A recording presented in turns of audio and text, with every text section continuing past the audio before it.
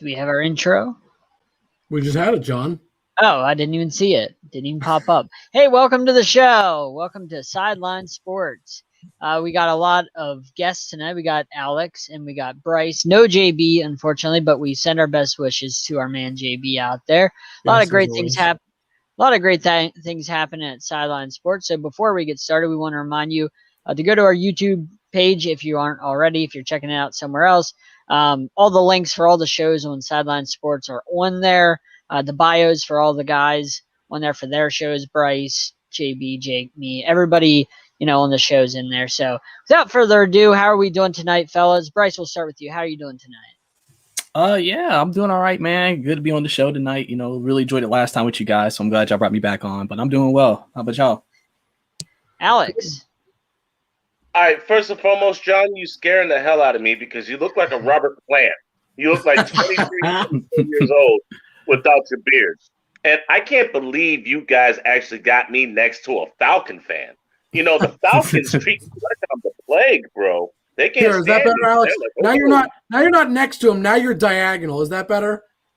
Yeah. Now we got a circular square Oreo going on, but it's all good. I figure you like that better than being next to a Falcons fan. I could tell it was hurting you. I could see it in your face. I felt mediocrity and losing oozing into my soul. So. Oh, I hate to say, Alex, but you're surrounded by it because you have a Giants fan here, you have a Falcons fan on the bottom, and then you just have John. Just John, just generally. I got a lot of NFL takes, but I'm going to hold them back. I want to throw them out, but I'm going to hold them back. We're still introducing. Jake, how are you doing tonight? You didn't say how you been. I'm good. I'm just happy to be here. Got a lot to talk about. And I think without further ado, I know we want to talk about NFL, but there's something just a little more pressing that I think got to start talking about, March Madness. And Bryce, you're filling in for JB this week. You got all basketball.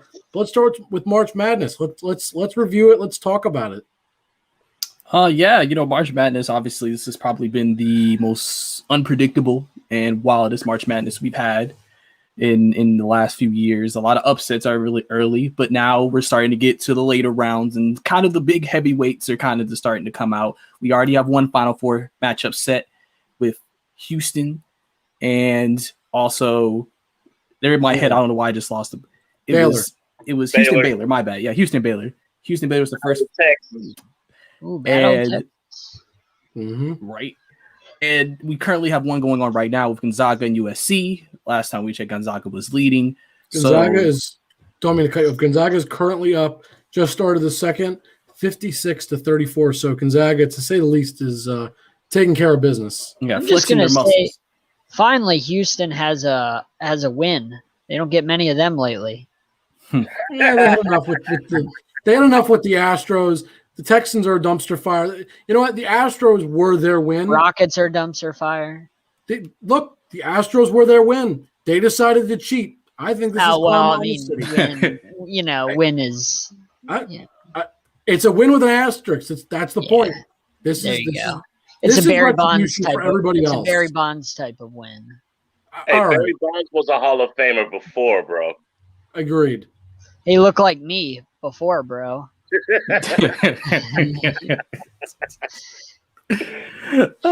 That's more of a compliment to you, I think, than it is an insult to Barry Bonds. Not really. But you're comparing yourself to the great Barry Bonds, so it sounds like a backhanded comment for yourself. To be fair, I'm comparing the Barry Bonds to the great me. So, let's just get that straight. Okay, John. So obviously that's going on right now, and really, guys. How you gonna just phase out Megan that quick? I mean, wait, she's what? She said, "Hey, that Megan just Zoom calls, and they were calling on Megan like Megan Prize. She's the NFL carousel, the new up and coming superstar. She's getting ready to bloom with all these, good things happening in her career. So we're happy for her. She's a star. And she's Betty Rubble. We're lucky to have her on the NBA carousel. To be honest, because yes, who knows great. how much longer we'll have her because she's gonna take off. Just saying. Oh, my bad. Hey, Megan. Sorry for being late. I was trying to look up. I was looking up college basketball. She's only the host of the show that you're on. That's okay. That's cool. Yeah, that's all. Anyway, Bryce. Yeah, so I was just gonna ask you guys, after everything we've seen, are you when we're getting to the end of it now? Are y'all surprised by any results at the end? Obviously, Gonzaga seems like the most dominant team in this tournament, as they've been all year long. Are we? That I'm I have Baylor winning in my bracket, so I think they're going to lose at some point. But I don't know what you guys are thinking. Alex wants to go first, so he has something to say. All right, the only real actual upset that actually killed my bracket was Illinois losing to Loyola Chicago. Other than that, bro, 1-2-1-1. Michigan is going to dismantle UCLA, and Gonzaga is actually going to have to play somebody. Gonzaga is going to have to play Michigan, and it's about damn time. You could be a fake number one, or you could be a true number one. Michigan's been good throughout the entire NCAA season. Gonzaga, who have they played? Who? I didn't think so. So in the Final Four, they're finally going to have to play somebody, and we're going to see how good Gonzaga really is. It's ironic that Bryce is talking about Gonzaga, who are a bunch of choke artists. Bryce has a Falcons flag right behind him. It was just 28. It was 3:28 the other day, 28-3. It's just a little bit of irony. That's a national holiday, March 28th. It is. I saw Tom Brady celebrating the other day. I'm telling you, bro, I got it on Twitter too. It's like Happy March 28th. I had a great day. Everybody except for people from the state of Georgia, man, gave me nothing but love. Sorry, Bryce. Listen, we power through. Bryce is like, man. What else can you say? Like, what are you gonna do about it? It happened. That's pretty much how it is. It's like it happened, and he's we just kind of move on now, which there's not much else you can really do, I don't think. So I'm glad I met you, Bryce. I mean, you're new to me, so you really don't know how I get down, but trust me, I love me some Falcons. All right. Well, hey, we be trying out here in ATL, so yeah, you're not succeeding, but we'll talk about that later. Back to what we were talking about. Ow! Slip that right in there. Hey, just move right past it. We're gonna move right past. Wow. That was mean. That's not a side of you I'm used to, Jake. Just slip that right in there. Woo! Gosh, poor Bryce. I gotta be honest. They got their. Listen, after the battering we've taken as a fan base, I'm kind of used to it all. It's look, I gotta ask. Pounding. Yeah, wait, look, I gotta ask you. You're used to being beaten up. Can I call Atlanta Tina Turnerville? Listen, it's just as a Falcon fan, it's hard. It's hard. You have to go through a lot on a season-to-season basis. Bryce, I know how you feel. I'm a Giants fan. I haven't had a 20. You're in New York, so I know it's rough up there. Look, it's rough when they beat Brady twice. I actually beat Tom Brady, so twice. I have that. You're damn right we did twice. Bryce, I can't relate on that level, but I can relate. I know what it feels like to suck. I understand the pain. Yeah, you're a Rangers fan. I'm a lot of fans that suck, John. The only team I have that's actually good are the Yankees. Everybody else I follow are at best mediocre. That's not true. Brooklyn, the Knicks. Knicks, I'm counting as like right at about mediocre. They're playing good, but they're not at that great level yet. They haven't even had This is the beginning of something great, but they're not there yet. But they could pull a Knicks. I don't have much besides the Yankees. They could go back to normal next year. Next year. Never know. But I have a question for Bryce. Mm-hmm. Since we're done with the NCAA tournament, we'll move on to the real stuff, football. We're just gonna quick like that. We really got to talk about it, John. We'll see you NCAA tournament. Bye. All right. So Bryce, I have a question. I've been wondering this since I'm a Dolphins fan, and we just basically screwed the Falcons over by letting the Niners jump in front of you. How do you feel about you potentially? Well, let's just say you're going to lose out on Zach Wilson. That's the guy that you wanted. I'm going to assume that's the guy the Falcons Not wanted. anymore. And well, I don't know yeah, about that. before the Dolphins screwed over the Falcons. Now the Niners are in the spot to take Zach Wilson if the Jets. I don't think that's what they're going for. I think that's what the Falcons want. I think the Falcons were hoping for Zach But Wilson to fall to them. I don't think it matters. I think they still have a chance at him. I hate to tell you. Well, yeah, they have Justin Fields, but I think they ultimately wanted Zach Wilson. Chargers wanted Tua last year, but they got Herbert. I think the Falcons want Zach Wilson, but they're going to get Justin Fields because the Niners are going to get Zach Wilson. The Jets will screw it up and take a receiver at 2. John preaching right now. I'm dead. That's exactly what I think. What do you think, Bryce? Well, first, I think, obviously I keep up with Atlanta, what happens in the media. We're still leaning towards a quarterback, so probably going to take one. But I don't particularly think Zach Wilson was the guy. I think with being in the 4th spot, we were realistic. I mean, we probably weren't going to get him. If the Jets draft a quarterback, it's going to be him. And so we can't, unless we're going to get ahead of the Jets, which is not going to happen because the Jaguars are going to take Trevor Lawrence. Zach Wilson to me was not on the Falcons' radar. I always saw more of a Justin Fields. He's always been connected to us just because of his Georgia roots. Played high school here, went to Georgia for the 1 year. And it has nothing to do with the fact that he's black. Listen, that plays a big part. We do have a very big African American population down here, and we've been looking for that next. So good. You can say I can get away with it. That's why I said it. Yeah, you don't have a PC on this show. You're good. I know. And so we've been looking for that connection to another black quarterback since Michael Vick, because some people just can't get behind Matt because just the whole city demographics. So yeah, it sucks. 11 straight seasons of 4,000 yards. That's brutal. I mean, listen, at the end of the day, I've said this before, as much as we hate it, the Falcons don't have that much great football history. And whatever you think of this next statement, I'm about to make. Great moment, 28-3. Bro, what football history? The Dirty Birds, dirty. I mean, they had Deion Sanders.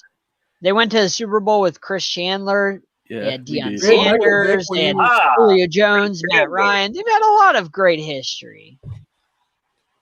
Yeah, but I mean technically, after all of that, Matt Ryan is the greatest quarterback in Falcon history. So better than Vic? In terms of overall body of work. Now, popularity, I can't say popularity, but overall, you have to go with Matt overall. I think I have to, because he did get us to the Super Bowl. He has got us to the playoffs. Matt Ryan is your overall best quarterback in your franchise history. I mean, that's like emo slit your wrist bad, because Matt Ryan, he couldn't fight his way out of a wet paper bag. I mean, he's mentally soft. Physically, he's got the arm, but he done wasted Julio Jones's career. I don't know how much Calvin Ridley's got left having to come back and catch balls. He's probably going to tear an ACL. Running game is horrible. You got racists on the offensive line. Your defense is Gerber baby food soft. I mean, listen, with the new regime, I have confidence in what they're going to do and how they're going to build this team. Obviously, cap's been a big issue, but we'll see how it goes. Listen, Arthur Smith runs a similar system to what Matt Ryan won MVP in with Kyle Shanahan. Not the exact same, but similar. So I do expect him to play better. We lost a lot of shootouts last year because this defense was Gerber baby soft. So if we could instill some toughness on the defensive end, I think we'll be better to go this year. Listen, I don't really know what to expect right now with the team, just because we haven't made record. Like I said, I don't know what to expect right now with the team because you never know what's going to happen. There's teams that surprise you. My dude's trying his hardest to keep a straight face, and you're just dumping on him, dumping on his Falcons. Look, your Bucks are relevant for the first time since 2002, and you're talking a lot of trash. 2007. What they do in 2007? They had a 10-6 record and made the playoffs. Oh, and wow! Congratulations, Super Bowl champion New York Giants. Congratulations. We're just going to pretend that didn't happen. You can pretend it happened. You won the Super Bowl. No, we're just pretending that didn't happen for his team, though, because we want to pretend like they don't exist. It happened. Yeah, they were quiet for 19 years, basically. 19 years between Super Bowls. Okay, so John, Bryce, and Jake. Bryce, I don't mean to dump on you. It's just I just hope every now and then people with drug addictions or bad habits seek help.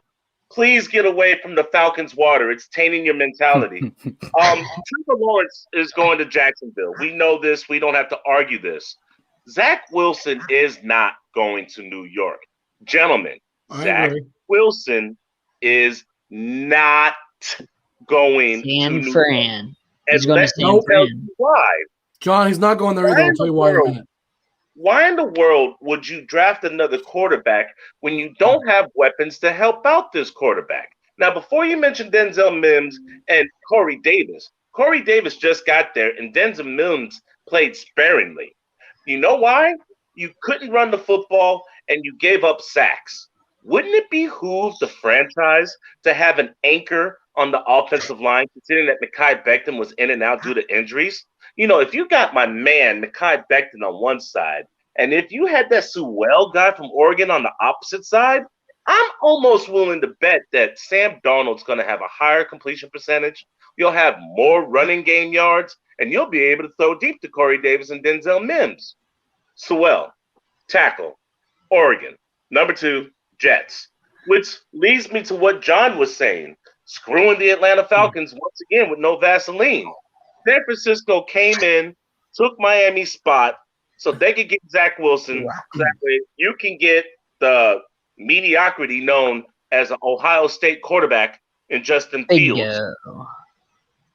Yeah, because you don't need another wide receiver. I respect Julio. He's probably the only thing on Atlanta I do respect.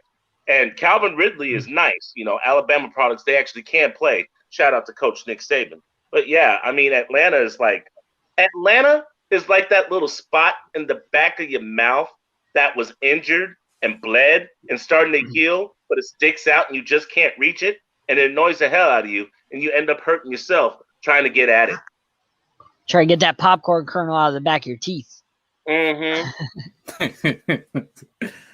mean, hey, like I said, I'm completely fine with Justin Fields because I have a completely different opinion of him than you guys on that, because I feel like out of all the Ohio State quarterbacks that have came out the last decade, he's better than all of them, way better than all of them. And honestly, if Kirby Smart wasn't dumb and kept Jake Fromm at quarterback, he probably would have started for Georgia, probably would have led us back to the playoffs, just like he did Ohio State when he finally played. So, and I think also, you know, I think where you end up matters. And I think if Julio can stay healthy, Calvin can stay healthy, and we can keep the offensive unit we have and just improve up front, I don't see why Justin wouldn't be able to be successful if he was drafted here. Especially if he wouldn't have to play the first 2 years, just because we're going to have to keep Matt for the next 2. So because he's successful, because I mean that defense couldn't stop you or me. I mean, hey, defenses can change over time. Don't I think forget. he means by successful that he plays in his role, he plays well, and we're not worrying about necessarily wins and losses. But let's say he throws for 3,500 yards and 25 touchdowns and maybe under 10 interceptions. That's, I think, successful. That's a pretty good season. Right. Well, that's what I'm saying. But I think that would count for successful in what Bryce is trying to say. But if the team goes, wins 5 games, all right. It's on the defense. He's not, his measurement of success is not what the team did. He's just trying to say, okay, offensively, we were playing well. Our quarterback played well. It's just our defense sucks. So I think whatever quarterback they draft, I think they sit ultimately behind Matt Ryan. It's more of a, you use Matt Ryan to mentor the next guy coming in. It's not, we want to start him day one. It's, you got to use, because Matt Ryan's, he's been there. He's done that. He's won MVP. He's been in the Super Bowl. So that's a lot of knowledge that you can use with Matt Ryan to help that young quarterback along. And let's face it, aside from Trevor Lawrence, none of these other guys are shoo-ins as quarterback. No. Trevor Lawrence isn't either to me. That's another subject. The other guys are still kind of raw, and you still have your question marks about the other quarterbacks. So whoever you get, I think that they should sit a year under a guy like Matt Ryan who's knowledgeable. You can use that to help develop them. That's just how I see it. I mostly agree, but I disagree with you on that one, because there's a quarterback that I believe is NFL ready now that's not named Trevor Lawrence or Justin Fields, and he's not getting the respect that he deserves. Kellen Mond, Texas A&M. Guys, have we paid attention over his collegiate career what he's accomplished? Did we see what Texas A&M did this year and how they got robbed by the NCAA? I mean, for real, like straight up. Oh, well, hold on. We're going to talk about getting robbed. All right, hold on. We'll go back to in Texas A&M Stadium, Kyle Field, whatever they called their goofy stadium.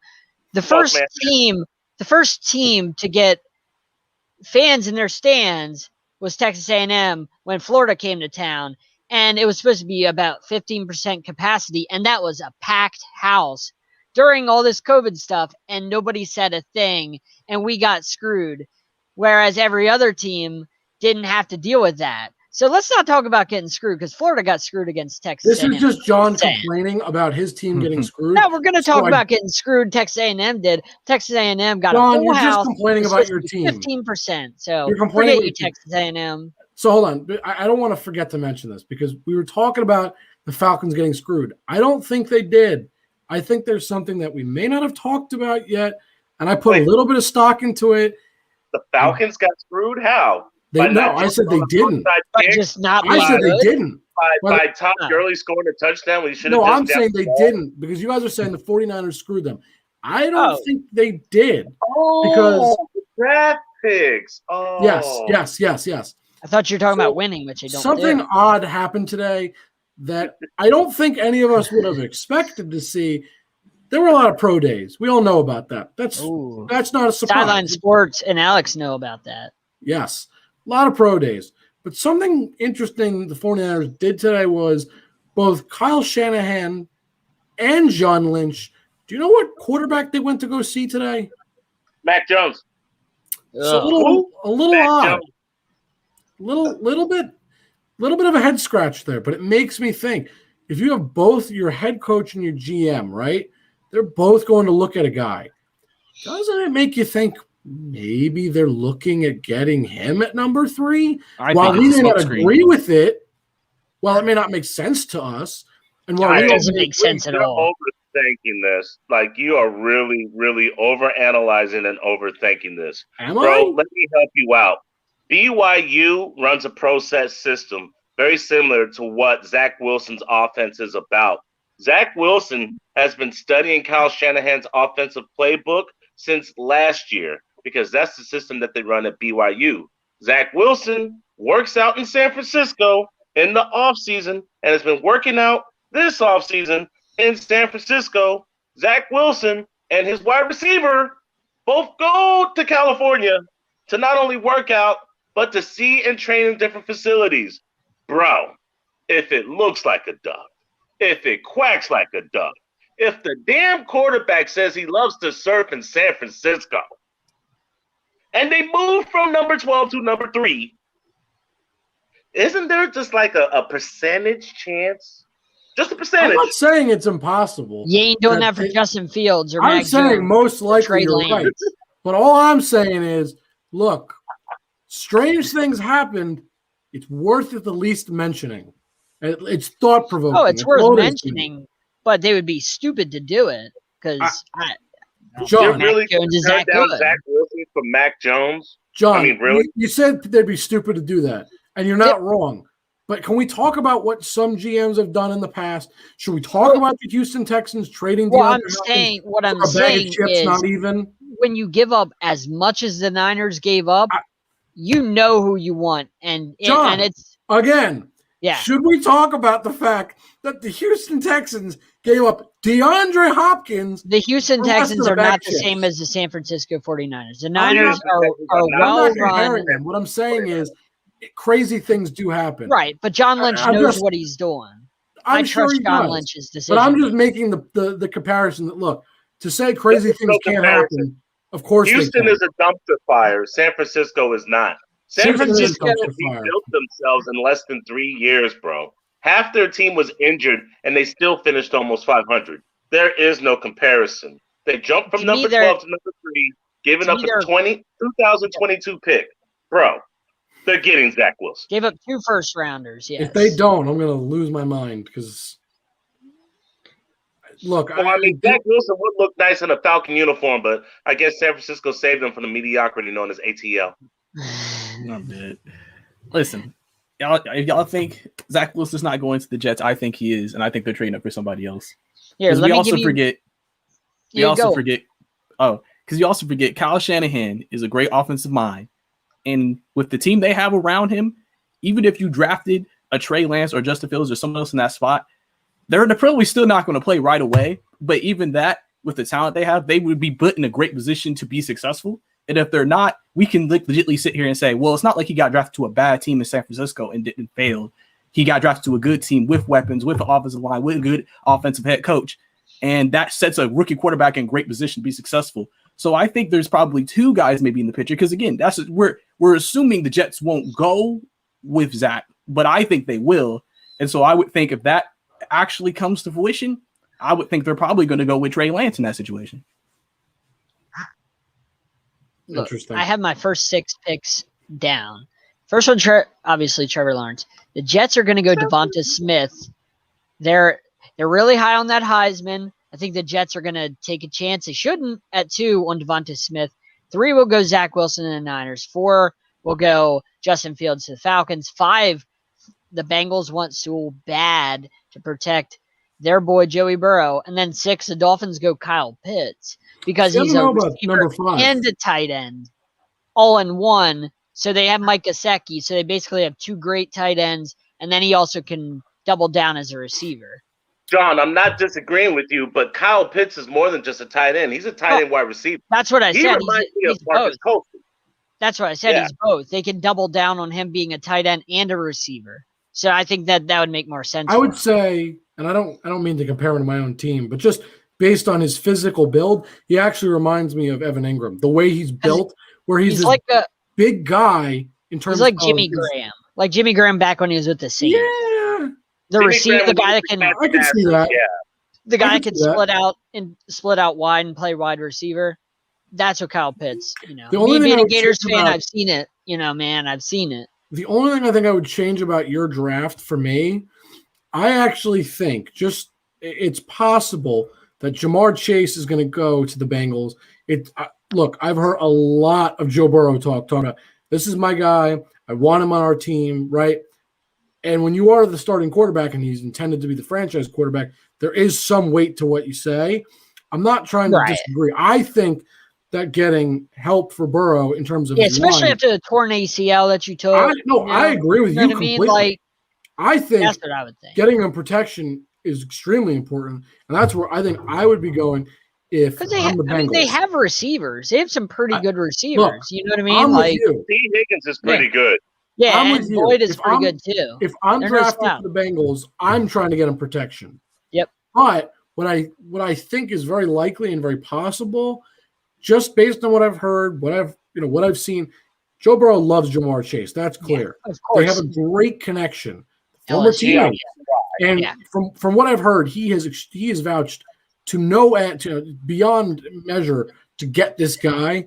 And I'm not saying just because he asked for him doesn't mean, guaranteed he's going to the Bengals. But I think that's the only other guy that would make sense. Him when he's on his back. Again, I'm with you. It's not going to help. It's not what he needs right now. But I think there's a strong It's possibility. like a high school prom date. Won't help you if you're on your back.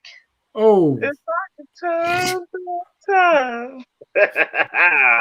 Hey, guys, real talk. I like John's mock, but there's just a couple of flaws in it.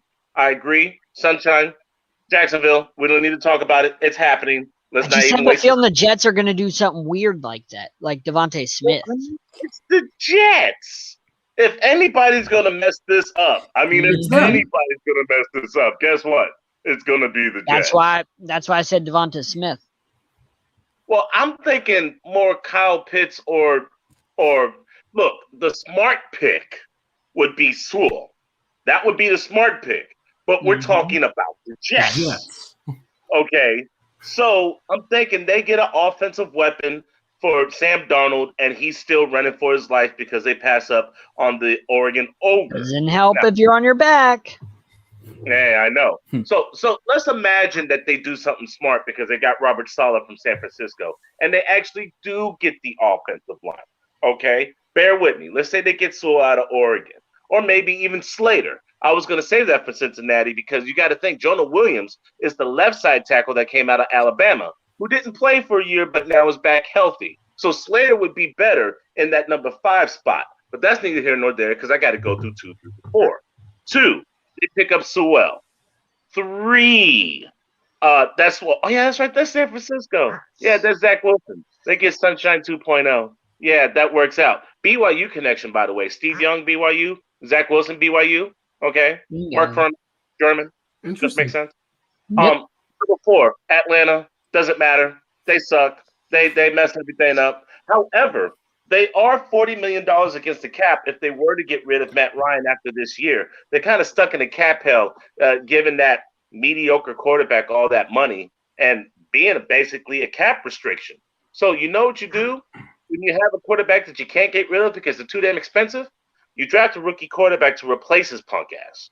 That's why you're going to get a quarterback at number 4 because you need to get rid of Matty Melted Ice because he's not going to win you any more games. He's scared in the pocket, and he's starting to like big grown men being on top of him.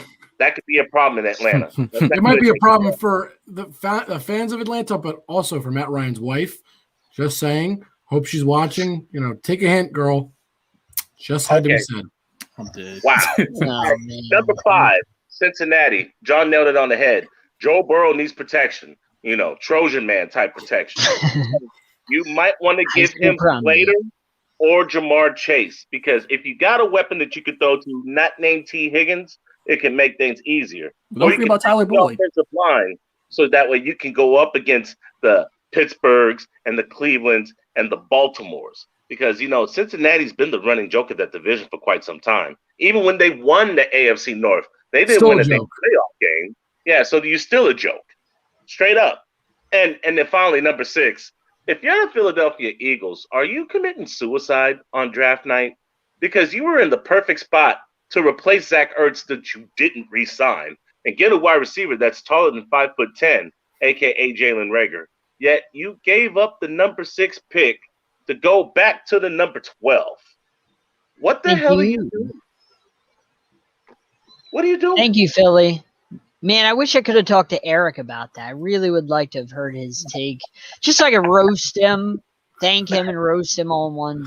I'm loving that. Trust me. Look, You're loving it. I thought you were a Giants fan. Why are you loving it? I'm loving that they're going to commit suicide. They're going to screw up anyway. That's why. Well, they Because moved. They I had a know- perfect spot at 6. Look, They're not going to I know get how any of the those 3 receivers at 12. I know how the Eagles are. They're going to screw up because that's what they do. Howie Roseman took a team that won a Super Bowl. Where are they now? I leave it with that. That's why. Because I know that man is bound to screw things up. So I don't have to worry. They could have the number 1 pick. They'd screw it up. Why? Because Howie Roseman, as we have joked, John, I think very well just might be Bill O'Brien in a mask. Yes. Yeah. Or what y'all went He's got the Scooby-Doo? Scooby-Doo. Exactly. Yeah, he's got that Scooby-Doo. He's the bad guy in And the mask. it's a good disguise, but we're starting to see through the cracks now. I'm telling you. I see that butt chin. I know it's Bob. I see that butt chin. There's one more thing that we haven't talked about that I feel like we got to talk about. NFL's expanding the season, gentlemen. No, I That hate it means- so much. We get more football, and I know we're gonna get into it, and we're gonna get to the nitty gritty of it, John, because I know what you're saying, and I will talk about that in a minute. But I think it's important to start with saying, look, gentlemen, we do get an extra week of football. Whether that's good or bad is something we will discuss in a moment. But for NFL fans, just fans, they get more football. They must be happy. No. No, I'm not happy. No, I'm not I talking care about about the I'm talking about players. just a fan, not someone that analyzes football like the rest of us. I'm talking just pure fans, the way they see it. Hey, we get more football. I'm not saying I agree with that. I'm just saying that's what they see. They look at another week of tailgates, Exactly. another week of getting drunk. Look, I love football. Don't get me wrong, but this has just money grab written all over it. And the only money grab it is for the owners. It's not for the players, because the players get the same amount of money. They played 16 or 17 games. They're just breaking their bodies for a whole nother week.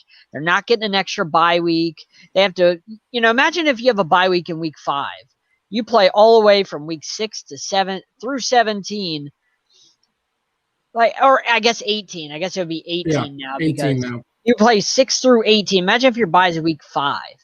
That's insane. I don't like it. It's not fair to the players, man. You're right. They already break their body. I remember saying last year that the number 2 seed's been screwed with no Vaseline, because you remember the number 2 seed used to get a bye, and then they only had to go on the road once if the number 1 seed won. Well, now imagine being the number 2 seed. Your bye's week 6, week 7. You go all the way to week 18, and now you got not 1, not 2, but potentially 3 home games because you've earned it being the number 2 seed. But you don't get a bye. No, you don't get a bye. While the number 1 seed gets a bye and watches you struggle and look mediocre like a piss-poor Atlanta Falcon during wild card week. It's not right. I don't think it's fair to the players. They signed off on this deal, all right? But you have to understand that the people who signed off on this deal were backups, people who were barely making the cut, and people who were veteran minimums. So the real, actual players, please don't take that wrong. The stars. No, I get what you're saying. Didn't have much of a say in this contract negotiation. But the fans are thirsty. We all know the owners are thirsty. We don't need to debate that. And now it's basically, survival of the fittest. It's a battle of attrition. It doesn't matter if you're the better team if half of your team and roster is hurt. So, yeah. So I have a question. Not to interrupt you, but I have a question. I'll just start with Bryce on this one. How do stats and records get affected then? Oh. Because you're adding another game. So if Derrick Henry, who broke 2,000 yards last year, gets another game, he probably gets another 100 yards in that extra game, let's just say, because Derrick Henry typically does, then he would have broken the record. Is that a legit record that he broke? Or how does that work? Because I know, how does that work with the stats and the records and stuff? Is that an asterisk to you? Does that count? I mean, it's kind of funny as you ask that, because, think about how the league has changed, especially since it's turned into a passing league, and you see all these passing breakers get broken just because they throw the ball so much. And now you're saying, hey, let's add an extra game on. Now that's another 300, 400 potential yards for a quarterback. Yeah. I mean, to a point, records might start to somewhat lose their value, because it's just he played 17 games. If you have Justin Herbert, who's already throwing for almost 4,000 yards in his first year, imagine now if he's able to get a full 17 games, he's throwing maybe potentially for 5,000 yards potentially or close to every year. He could break certain passing records that it took Tom and Drew 20 years to break, where he could break that maybe in a few, maybe 15, just because he has that extra game. And then that extra game, let's say he averages 300 yards the extra game for 15 years. That's about 1,500 yards right there just because of that one game. Hey, Bryce, you're showing me your age, because if you remember, O.J. Simpson was the first 2,000-yard rusher, and he did it in 14 games. So if we're not going to have an asterisk from 14 to 16, let's not add an asterisk from 16 to 17. You play to win the game. And although the players did have control on whether 16 turned into 17, this was a money grab by the owners.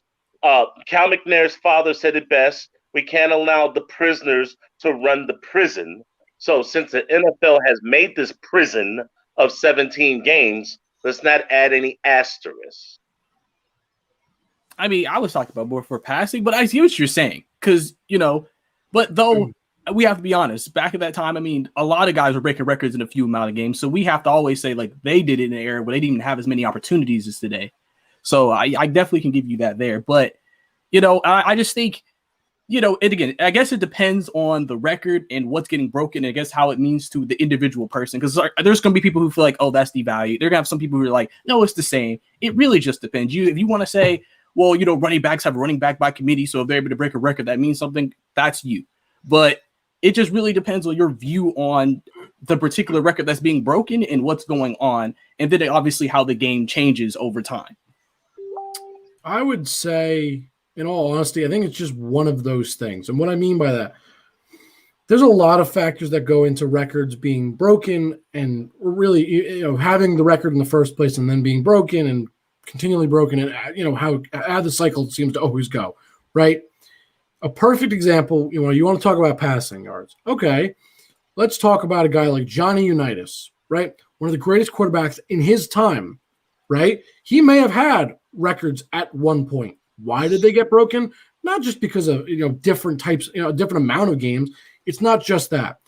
Part of the reason records are constantly broken, it's the evolution of how the game itself is played. Okay, we're now in a time where offense is not what it was 30, 40 years ago. It looks very different, right? We're in the age of mobile quarterbacks now. So quarterbacks that have a lot of rushing yards is a great example, right? That stat may have been very minimal, 40, 50 years ago. Now, why are guys going to break that record? Well, first of all, yes, there are some great talents. Of course, no question about that. It takes a great talent to break the record. But partially the other reason is the game itself is developing. The game has changed. So is there an asterisk? No. Why would there not be one? Because it's a part of the development of the game itself. While, yes, there's an extra game. I understand that. That's just the game evolving in a sense. That's essentially what you write it down as. Because 30 years ago or 40 years ago or however many years ago you want to go back, offenses, defenses, things were played differently, right? Records are not diminished by time. Instead, it's just you look at them differently. You look at the accomplishments based on when they occurred. So Johnny Unitas, does he compare up to quarterbacks today? Well, hell no, he doesn't. Why? Well, we don't know. We have no idea. No, I'm talking about his stats. I mean the stats. I meant the numbers. Why? Because he played in a different era. So his stats for his time, incredible. Was he one of the greatest then? Absolutely. It's also different now because now we have all the owners and all these TV deals. No, I agree. Everybody's trying to make a gigantic amount of money. Yes. So the NFL is catered the NFL towards offense. Right, and that's the evolution of the game. But that's not even evolution. That's money. That's money grab. That's NFL saying, when I say, okay, the more home runs in the MLB, the better. The less we talk about pitching, the less we talk about defense, John, the more we just have home runs hit.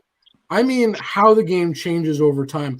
And I'm not saying what circumstances change it. I'm just saying whatever circumstances, whether it's more games, owners' presence, what they want, right? The way college players are being taught to play, whatever it is. All these external factors change the game and mold the game to what we see now. That's what I mean by the evolution. I just mean how the game changes from year to year to year, and what we see 10 years ago and what we see now. It's just how the game has changed, whatever the reason may be. You're absolutely right with what you say, John. I 100% agree. That is part of the reason that we're seeing what we see. But really my point is just you have to compare records to other records. And what I mean by that, you can't compare a record from this era to the era of Johnny Unitas.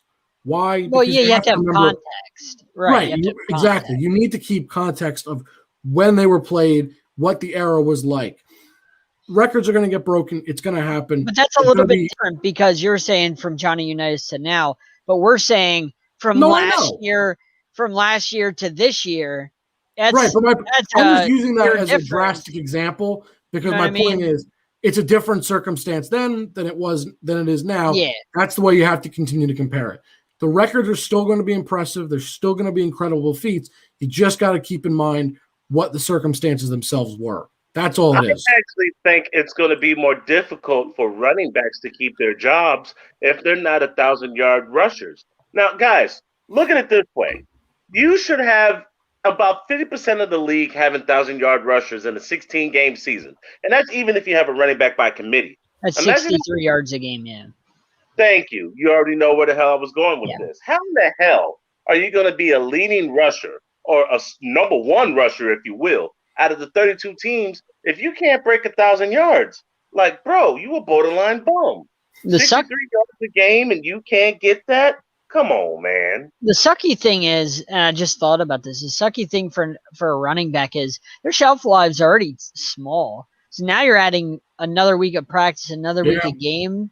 Like their shelf life's already small. So imagine, if you play all 17 games and you carry 350 times or 400 times, your shelf life's already small. So it's just getting a little bit that last year. smaller. Dalvin Cook did that easily last year in 16 Oh, yeah. games. So add another 25 carries, to your plus practice, to your resume if you're running back. That's just crazy to think about those little things that nobody really talks about, when your shelf life's already tiny as is. I fully believe that the owners own products like Johnson & Johnson and Vaseline. So whenever they screw these players in contracts and health concerns, they're just like, hey, here, rub some ointment on it and make you feel better. How in the hell are you going to ask a running back to show up to training camp and OTAs knowing damn well that you're going to kill his knees, you're going to kill his legs, and his body's going to take a pounding? And I'm not talking about bang bros. It's really right.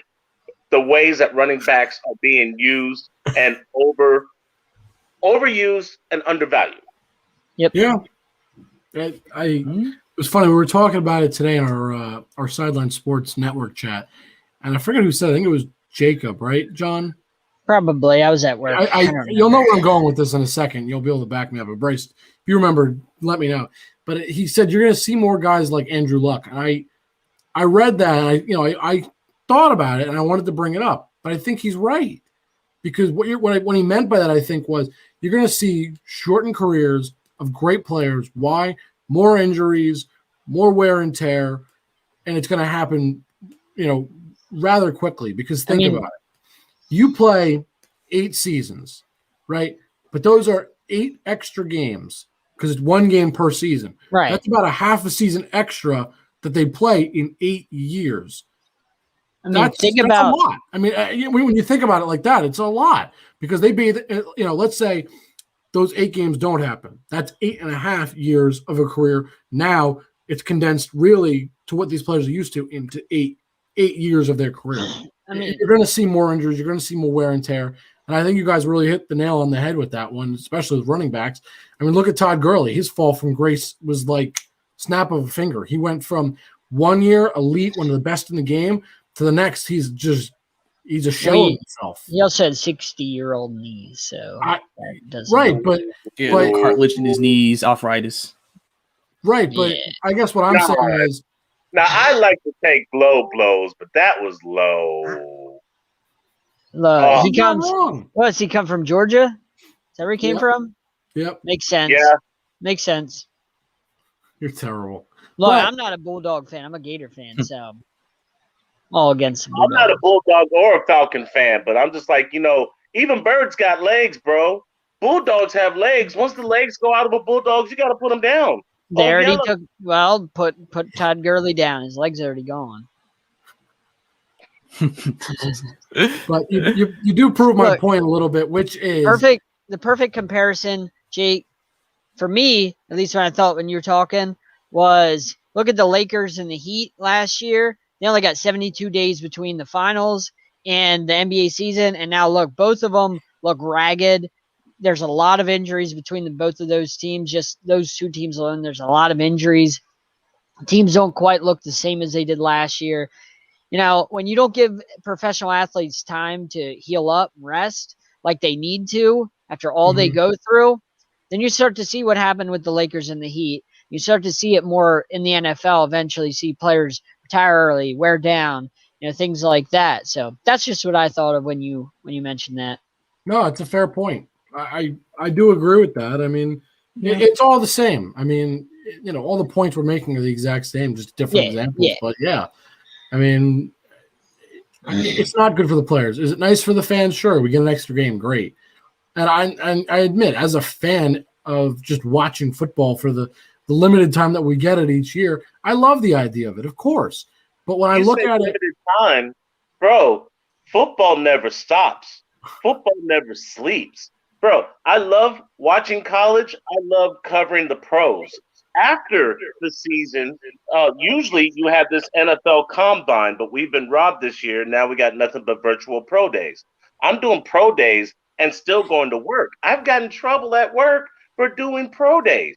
And then you have involuntary workouts and you got OTAs. And bro, I can't wait to be back in the press box in Jacksonville to reunite with some people that I met last year, because it's all about making connections. Football's right around the corner. And you know what?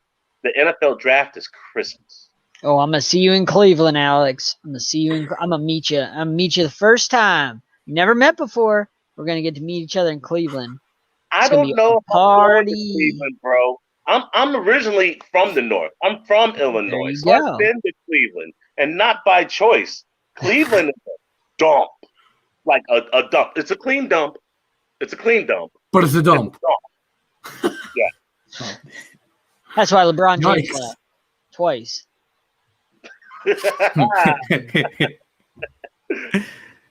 All right, we mentioned basketball a little bit, so I think it's time. We've talked a lot of football. Bring it back to Bryce, because John slightly mentioned it. Bryce, let's talk some NBA, man. What's going on? I mean, obviously we had our trade deadline last week, so a lot of teams right now are, have their new pieces, so their new toys to the team, trying to make that last push for the playoffs, as we have about a month and a half left before we have our play-in tournament in the playoffs. But I'm actually going to talk about something that's always been debated in the league. Obviously, the league has changed a lot. We form super teams. Players are always recruiting. And I read a story, and I wanted to get y'all guys' thoughts on it about during the All-Star game, that's a prime spot for players to kind of recruit each other because you're all on the same team or on that same, area at the same time. And there was a report, obviously, I guess that Stephen Curry's contract's coming up soon. And apparently, don't tell me what I think you're going to say. Apparently, LeBron James has started trying to pitch Steph Curry. It was either going to be him or KD, and I was really hoping it wasn't either of them. So the recruiting has started. So I want to get your guys' thoughts on it. By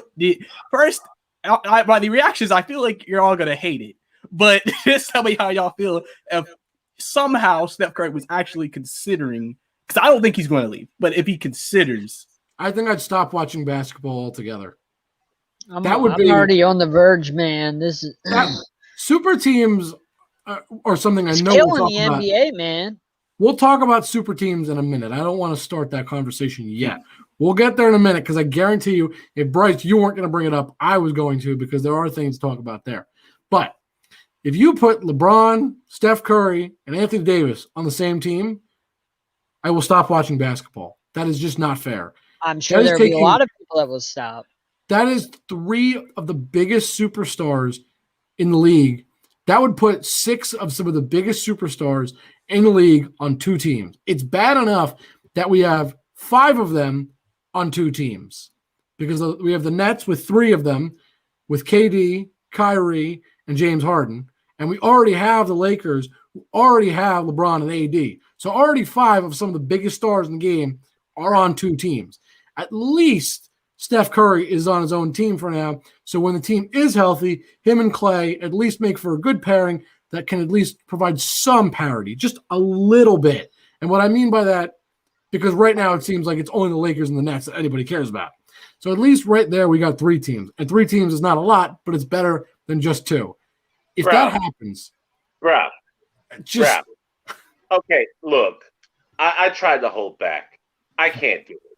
I'm so sick and effing tired of LeBron James. How much help do you need, LeBron? How much help do you need? This damn mercenary took a no-name, nobody Cleveland squad to the finals and got swept like the trash he was by San Antonio. Okay, fine. So you go down to Miami, you get Chris Bosh, and you make the roster, and you turn yourself into the villain because you had to learn how to win. You gave away a ring against Dallas, and then you strong-armed one against an OKC squad that should have never broken up. And if it wasn't for Ray Allen, your ass would be 3-7 instead of 4-6. Then you go back to Cleveland. It's like, Cleveland, this is for you. And you couldn't even hold that up because Golden State beat you down again and again. And if Draymond doesn't kick somebody in the junk, you don't win that one either.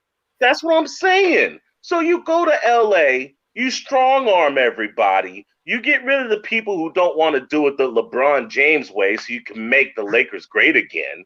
And then you win a COVID NBA Finals against the Mickey Miami Mouse Heat team. championship. Well, against the Miami Heat team that had to turn the turnpike to go back home. You know, We they were were feeling we were all themselves. busted up game one, middle of first quarter, game one. We were all busted up. You know, it's like, how much help do you need, LeBron? Jesus Christ. You lose Anthony Davis, you get Andre Drummond, you get all of these players, and you're wondering why you see a stacked team in the Brooklyn Nets with Blake Griffin, DeAndre Jordan, L.A. LaMarcus Aldridge, Kyrie Irving, and James Harden to go with Durantula just to go up against somebody like you. It's like that damn 80s drug commercial. You all right? I learned it by watching you. Ooh. If you had a mic, you would have dropped it. There's not much to say after that. I think that summed up exactly how all of us felt. Yeah, I mean, listen, the NBA has, allowed players to be mobile as ever, as we know players pretty much have the ability to force trades, get out of situations. Though outside of that situation, personally, to me, within the next couple of years at least, unless a big trade happens out of the blue or someone becomes unhappy, I don't personally see any big name player leaving, because I don't see Steph leaving. I just don't see him leaving at all. I feel like when the LeBron's deal is up, I don't see him. He's either retiring or he's staying with LA. I feel like Kawhi is going to stay with LA as well. I don't see him leaving after next year. Giannis, he already signed his deal. So a lot of the top players in the game, I don't see any movement really happening within the next couple of years. And if anything, you're just trying to add pieces on what you already have.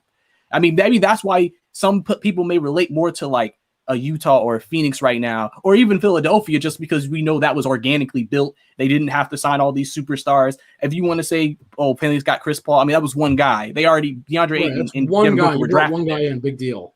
Exactly. So it happens, yeah.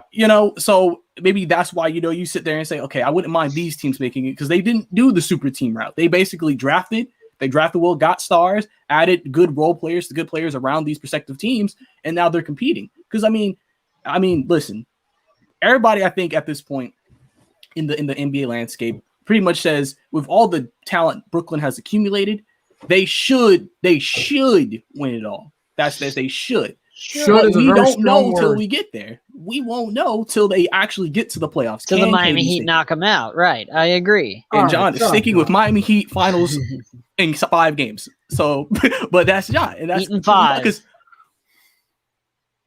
Exactly. 5 games. Thank you. And, I think that's why we just look for a big upset. Because I think the only thing you can maybe say that's good about a super team is if maybe a team like a Utah or a Phoenix or a Philadelphia wins or beats Brooklyn or beats LA or any type of super team, it's kind of just like, whoa, like they did something that we didn't think was going to happen. So you can maybe say that just adds more of a shock factor to it, because it feels boring when you kind of know who is going to make it to the finals. It's kind of like, well, we that's know why who's the NFL is great. That's why the NFL is great, because you know the Chiefs were probably going to be there this year, but it was still a great season. It was still a great playoffs, because you never know in the NFL. There's always parity. The NBA doesn't have parity. NBA doesn't have parity. Meanwhile, baseball too. Back at Meg Griffin's bra. The MLB's turning into there's no parity. It's Dodgers. Look what the Dodgers did. They did exactly what the Brooklyn Nets did. Who's going to beat the Dodgers this year in baseball? Who's going to beat? Nobody can beat a 5-man rotation of number ones. You can't beat that. Padres. Look, they have Manny Machado. I love Manny Machado. Manny Machado fails in the playoffs. Excuse me, John, you might be forgetting somebody. The name of Fernando Tatis Jr.? Oh, that's fine. Did we forget about Mr. Slam Diego himself? He can bat 4 times in a game. Ooh. Walk him every time. Who else is going to beat you? Next. You're not going to beat 5 number ones. The Dodgers did what the Nets did. You're just not going to beat that. Like, how are you going to beat, Blake Griffin? And you know what I mean? Like, that's just not fair is what I'm saying. Like, and it makes it not fun. It makes it not enjoyable to watch when, like Bryce said, you already know who's going to win. There's That's no. not true. That's not true. That's not true. That's You like know what? Warriors Cavs. We saw that, what, 3 straight years, 4 And straight it years? was Like, pathetic each and every time it's because like the we team knew that what should was have going won to the first happen. time shouldn't have won the second time. It wasn't enjoyable. Well, okay, let's break down that Lakers Cavs series. If Kyrie Irving and Kevin Love plays against a very young and inexperienced Golden State squad, I think they win that because LeBron got 2 out of the 6 by his damn self. Flip the script. If Mr. Draymond Green doesn't get kicked out going after somebody's nuts, I do believe that Golden State wins that running away. Yes. And then sweep part 1 and 2 when you add Durantula. I mean, we don't need to see that. Everybody's assuming that the Lakers are making it out of the West because they got that bully in LeBron. I would love to see Utah or Denver me too. smack them upside the head and upset them. And I wouldn't be shocked. I would hope love so. it. Well, that kind of. I'm about to say, does that mean I'm not hearing any Clippers? So I'm seeing Clippers are not a team that we think gonna come out. They're the Clippers. Come on. No, It doesn't matter if you got Kawhi Leonard. I need any Clippers. They're the Clippers. They always, you know. I could use the edge up, but I don't need no damn Clippers. That's fair. So the only other thing I know I wanted to talk about, I'm sure there's more to talk about, but when we did speak about it a little bit. So we're all clearly against the idea of super teams. But the only question I then pose is, well, what is the NBA supposed to like? What do you do? How do you stop the super teams? Can't. Right. You actually can. Limit player contracts, and you know what? Luxury tax. You want to have a built squad? Okay. Charge the owners luxury tax. So after 3 years, you got to break it up. You want dynasties? Dynasties last 3 or 4 years, and then they decimate. They dissipate. And that's going to stop all this, oh, let me play with you. Oh, let me play with you, MC Ren. Oh, let me scratch your butt type. Well, then they have to take out this buyout stuff. Because the buyout stuff is letting Blake Griffin, get balled out, and then he's like, "Yeah, I'll take the veteran minimum so I can go and sign with Brooklyn." Yeah, because buyouts are a big issue now. A lot of, small market teams are complaining clearly because they're just like, we don't have a chance to get these guys, and all the big market teams, super teams, are going to get them. Okay, Aldridge is like, I see your argument with that, but then when you got situations like Houston where you're like, get out, buyouts are a key piece to the game now in the NBA. Because if you're in a situation where your sanity is at stake, get me the hell out of here. I don't want to play there no more. Bro, you saw how depressed Blake Griffin was. Paying child support, living from LA to Detroit, not dunking the basketball. He had one basket his first game playing with the Nets, and it was a dunk. That speaks volumes. This is true. Well, you know what I say? I say, wah. You're a professional athlete. Wah. Cry me a river. You make millions of dollars, and you have to fly from LA to Detroit. Wah. You did the deed. So if you had child support, guess what? You did the deed. Nobody told you had to. So if you had a kid, guess what? That's on you. I don't feel bad for Blake Griffin having child support. He did the deed. So these guys are professional athletes. I miss the days where when you're on a team, you're on a team. And if you don't want to show up, guess what? The next man's going to take your spot. You ain't going to get a job. I miss those days. Now it's, the players have all the power. The players can choose whatever they want. They can throw a tantrum and get out of the situation so they can go and play with the Brooklyn Nets. No, you're a professional athlete. If the Houston Rockets sign you, or if the Grizzlies sign you, or whoever, you played that damn contract out. You be a man and you play that out. You don't cry and throw a tantrum and say, well, I don't like it here. Too bad. You're there. Go and play. You already know that, I think it was a month ago. I don't know if y'all remember the comments that Draymond Green made about when Andre Drummond was sitting out because Cleveland wanted him to sit out.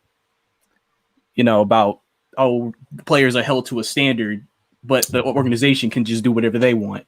That's So- business. That's It's just- business. You don't like it, don't collect a big old check.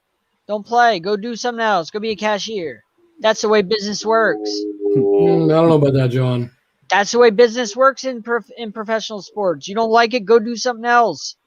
That's just the way business is conducted. They are the owners of the team for a reason. You're the players, just like when you work at a grocery store or whatever. You're the employee. Your bosses are your bosses. That's just how it is. That's life. That's how life is always going to be, no matter what job you're in. You don't like it, don't have a job. But that's, you got to have a boss. Got to have somebody above you. That's how it is. But just because you have a Doesn't boss matter. doesn't mean you can't get what you want. That's the problem is they always want their own way. Sometimes you just shut up and do your job, man. I shut up and do my job. Sometimes you just do that. John, these athletes have Man. refined their craft since well before high school, their whole life.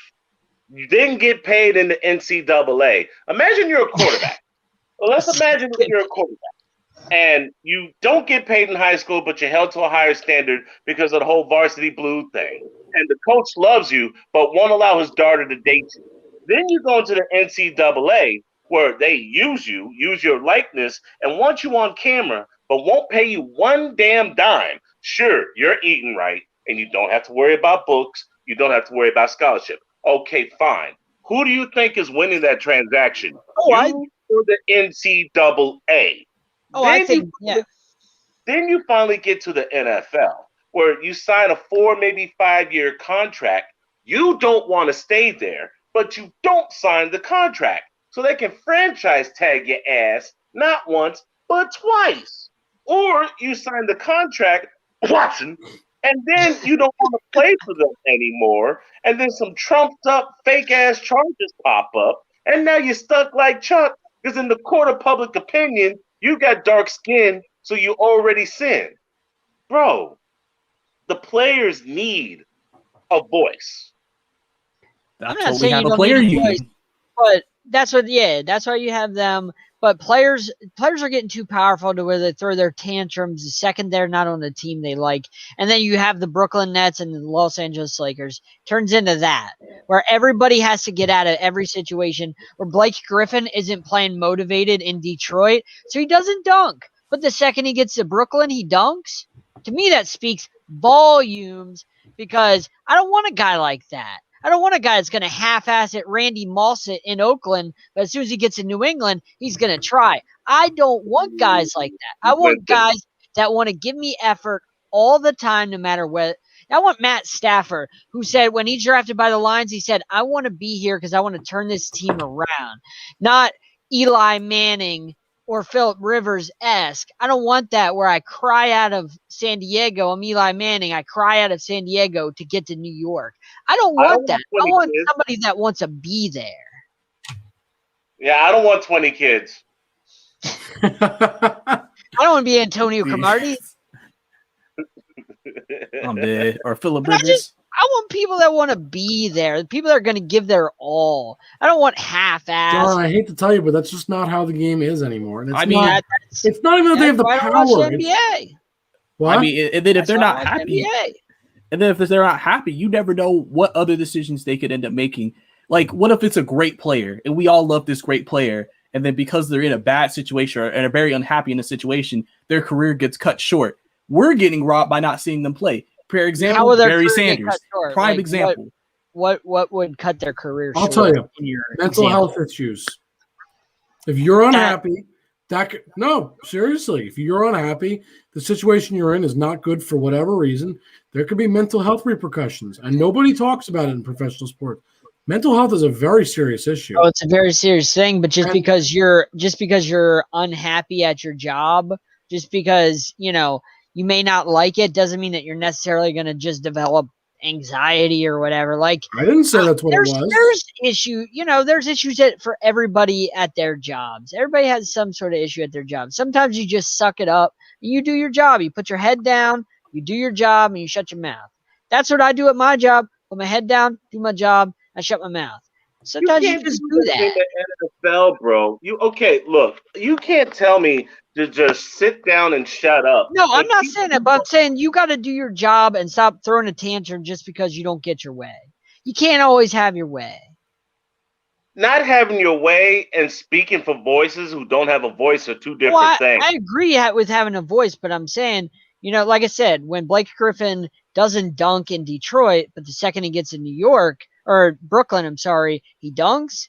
Like, come on, man. That's the only field goal we had, bro. That's the only field goal we had. I know, but my point. No, like you see my point. It's like, man, where was this effort in Detroit? Like, teams would have wanted you had you showed some effort in Detroit. Like you would have gotten somebody would have traded for you ass. But everybody thought you were washed up. I'm originally from Illinois, so you can imagine how scared and frightened I was when I visited Cleveland. Now, imagine leaving Florida and getting traded to Cleveland. I mean, how much motivation are you going to have? That's what I said. I said as a professional athlete, it shouldn't matter. You should work hard regardless. You should put your 100% effort in regardless. But that's why I don't want players like that are going to be like, well, situation sucks. I'm only going to Randy Moss it in Oakland. I don't want that. I don't like that. I like. And Randy Moss wasn't bad in Oakland, by the way. He didn't give that effort he gave in New England. When he came to New England, he became Minnesota Randy. Yeah, but do you know why he probably was so great? He was happy. He was in a winning culture. Things were good around him. I think that definitely plays a part in how a player plays. If you're in a situation that not only you're unhappy, but just the culture of the team, the culture of the city, the state, the whatever is not conducive to winning, right? It's not conducive to playing at the highest level you can. It's going to affect you. And I don't. Question: Did it affect Larry Fitzgerald? He went to one Super Bowl. A lot of the time, though, it wasn't a Larry very Fitzgerald, good. I hate to say, he is one of the. Did he ever open his mouth? John, he's one of the classiest and one of the most professional athletes. But you're taking an isolated case. He's one out of millions of players that we've seen play, in just the NFL alone. Most of them are not like him. The majority of players I like my player like. Wait a second. What do you mean by most of them? Most of the players. I got But we also got to sometimes think about, too, in Larry's situation, too, you can maybe say for a short period of time it paid off when Arizona was very competitive and we're making it to the Super Bowl and et cetera. If there is a trend upward or at least an attempt to trend upward, I think a player can be satisfied with the situation even if they may lose at first. It's just one of those situations where it seems inevitable. Nothing's going to change. That's when, mental health and just the unhappiness starts to come in. Because, you can make an argument in most players' situation. They're just like, I just want to be satisfied with my situation. Think about Bradley Beal. He's losing in Washington, but he still wants to stay. He's still going to play his hardest. I respect that. Listen, Washington, D.C. may not be a bad place to win. He wants to potentially move up. You paying me $27 million, bro. I'm going to suck for you real good, man. All right, I'm going to sweep up for a real nice boss. Real talk. That's hard. It's hard to be unhappy when somebody's shouting that kind of money at you. Just saying, it's hard to be unhappy. Like, I'm going to sweep it twice. Whew. Whew. But hey, if Washington's able to sneak into the play-in this year and even potentially make the playoffs, you can say, we made progress, made the playoffs, even though we're not that great. So there has to be a silver lining for every player, but every player is different, like you said. Larry Fitzgerald, it just depends. He's special. Hey, Bryce, real talk. Russell Westbrook had a triple-double tonight and still lost to the Charlotte Hornets by 18 points. Why do you think he wants out? Rui Hachimura, I'm a big fan of Hachimura, had 26 points. It's just there's not enough help. Some teams just can't compete. You can't be a one-legged man in an ass-kicking contest and expect the fan base to be like, you did a great job. You guys only lost by 30. Sometimes you got to get paid.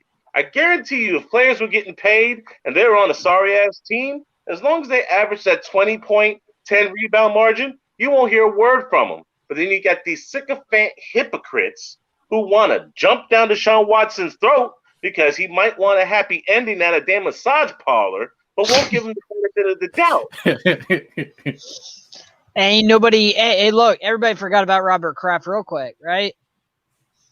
What? Orchids of Asia. I didn't forget. That's in Jupiter, Florida, bro.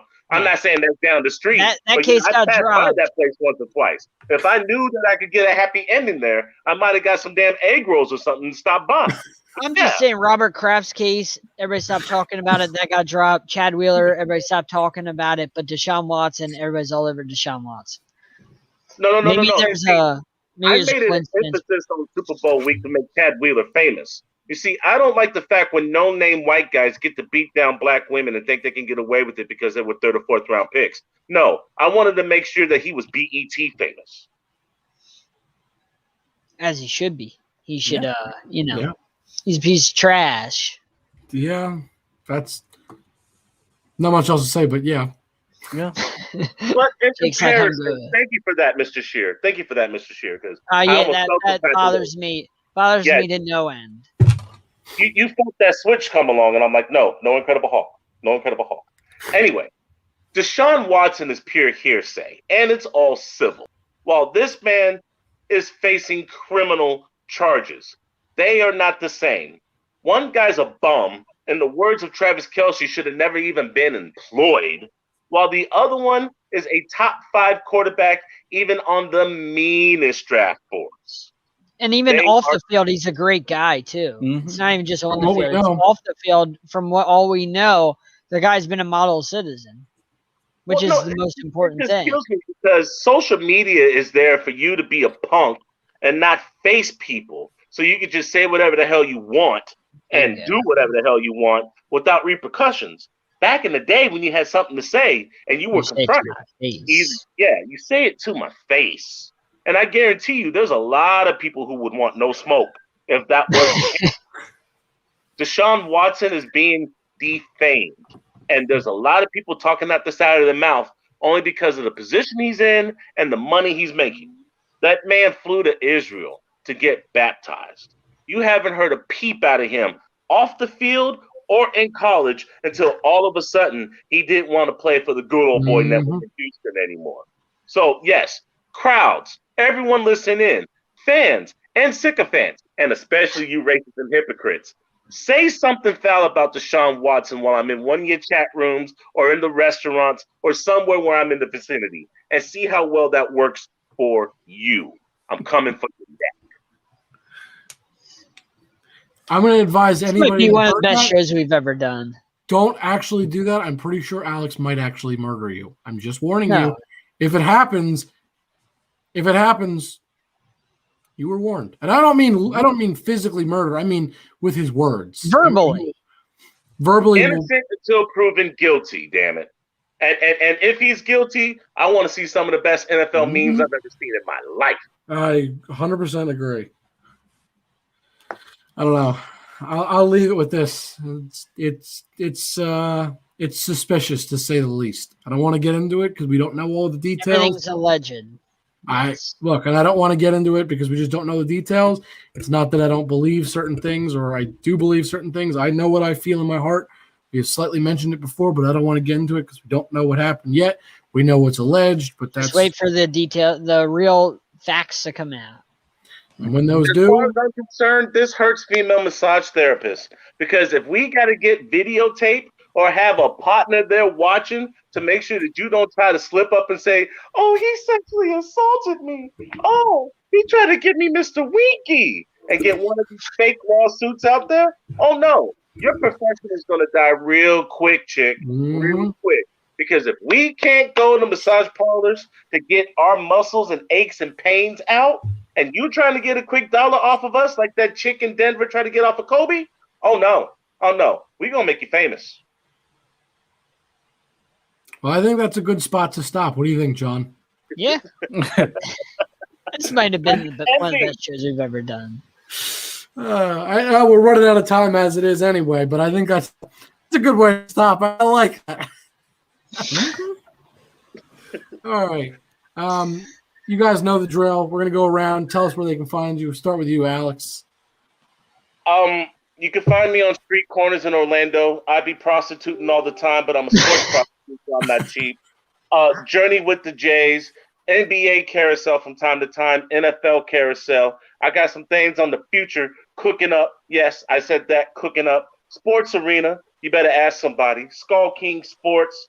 Zenny62 this Thursday. I'm going to be a special guest. Every now and then, I do something creative and I give back to community and I do charity events. You can catch me on YouTube on some of these damn college pro days. I'm a boring guy. I write for the Florida Sun too, Central Florida's oldest black living newspaper. That's probably why I'm pro-black and anti-ignorant. But other than that, guys, these guys are legit. JB, Ellis, Jake Mallett, Jon Shearer. You better ask somebody. And every now and then, when you're feeling desperate and down, you might want to listen to Bryce too. He is a Falcons fan. Bryce, where can they find you? Yes, sir. You can find me NBA Carousel as well, covering Portland Trailblazers. Also can catch me on fan media. I do covering the Atlanta Hawks and the Atlanta Falcons. I do fan shows. We're both bringing on guests to talk about the team and updates around both. And also have my own podcast, the Sport Jam podcast. You can catch on YouTube under Bryce Lewis or on my social media, which all is in the name Brycey2K as well. So you can catch me on all of that as well if you want to keep up with me and my Atlanta adventures. John? Yeah, you can find me here on Sideline Sports Network. NBA Carousel Monday nights, covering the best team in the league, Miami Heat. Yeah, you can find me on these pro days for these college teams. I've had a great couple weeks with these pro days, so you can find me there. NFL Carousel whenever that comes back, in the fall. I'm excited for that. The Blue Hawks 13 on Twitter, and check out, like I said, go to the bio here on YouTube and check out all of the great shows that we have on our network.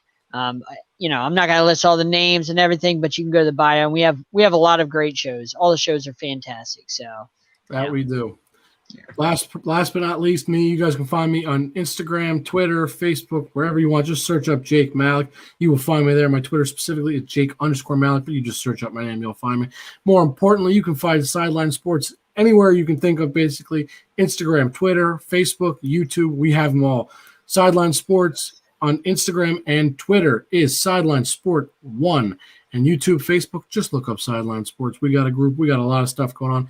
And, of course, on the Sideline Sports channel itself, we have this show where we just talk all things sports. And, of course, as John and Bryce have both mentioned, we got the NBA Carousel every single Monday at 8 p.m. That also goes live. So we got a lot going on. We're covering NFL stuff. We cover all sorts of stuff. A lot of stuff going on with us. You might want to check us out. John, what's up? Don't forget about JB on the program. Don't forget about the Believe Network. Yes, JB Ellis, that's our man. That's our him. Check that out. Can't be here today. We're thinking of you. That's it for Sideline Sports. Thank you, everybody, and we will see you again next week. Go Bucks.